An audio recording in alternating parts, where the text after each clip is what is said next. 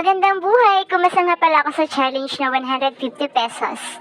At ayan, ako 145 ako. Ayan nga guys, ang aking napamili. Ayan, ito ang aking gagawin. Ang aking ginawa. Adidas na adobo. With leeg nga pala yan guys ha. Ayan.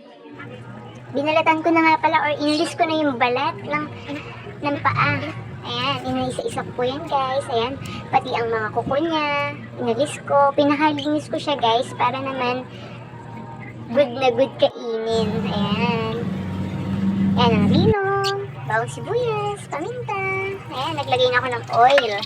At ang bawang sibuyas, pinakagisa ko siya guys bago ko ilalagay ang paa at leeg. Pinakalinis ko yan guys. At ayan, nag-add na din ako ng paminta. Dinagdagan ko yung paminta para mas